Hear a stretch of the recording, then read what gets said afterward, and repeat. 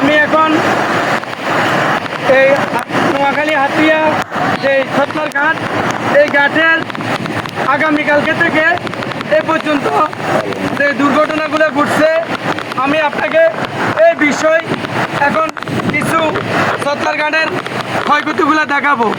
আমি আপনাকে বলতেছি এই ছত্তর ঘাটে আমি কিছুদিন আগে আসলাম, ছত্তর ঘাট ছিল 200-300 হাতের ওইদিকে।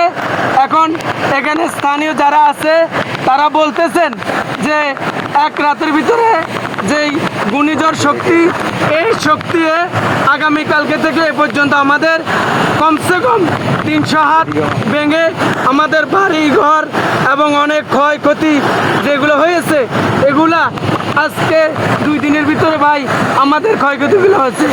তাই আরও বলতেছি আপনাকে, এখানে যেই আপনি সুদ ঢেউ দেখতেছেন, এই সুদ ঢেউর কারণে অনেকের বাড়ি, অনেকের ঘর, অনেকের দোকান, অনেক কিছু চলে গেছে। এখানে লক্ষ লক্ষ টাকার মানুষের সম্পদ এবং আপনি দেখতে পাচ্ছেন অনেকের গাছ, গরু, ছাগল নদীয়ে বিলীন হয়ে গেছে। আপনার যেটা আপনাকে আমি এখন সরাসরি দেখাচ্ছি, এই হাতিয়ার মানুষ গরিব না।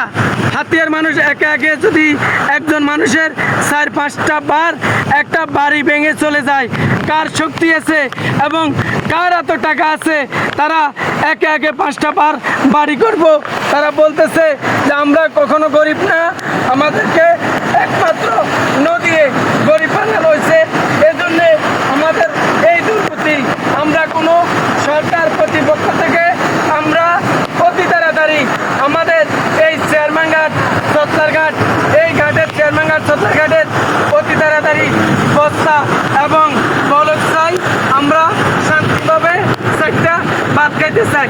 আমার কাছে ভাই সর্বশেষ হাতিয়া ছত্তর ঘাটের এই সর্বশেষ খবর আমি আপনাকে দিতে পারছি এবং পরবর্তী খবর আমি আপনাকে জানানোর আগে এখানের একজন স্থানীয় ছত্তরঘাটের এক ভাই, আমি ওনার থেকে কিছু কথা নিব, আপনি একটু শুনেন।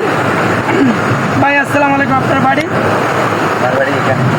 আপনাদের আগামীকালকে থেকে এ পর্যন্ত ক্ষয়ক্ষতি হচ্ছে কিনা এবং কী হচ্ছে? এখান থেকে সব পানি তবে বলা হয়ে গেছে।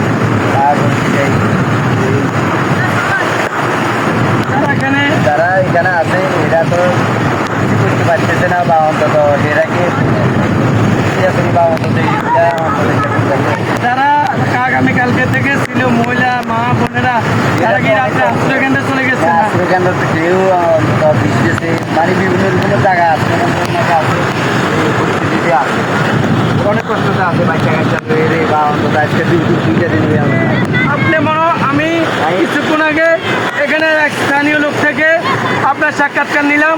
উনি বলতেছে আগামীকালকে যখন এই শক্তি ঘূর্ণিঝড় আরম্ভ হচ্ছে তখন আমরা আমাদের মা বোন বিবি বাচ্চা নিয়ে আমরা আশ্রয়কেন্দ্রে চলে গেছি।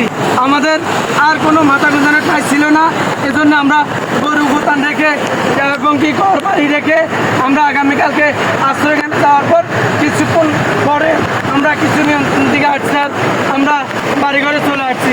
এ হলো আমার কাছে নোয়াখালী হাতিয়ার সর্বশেষ খবর।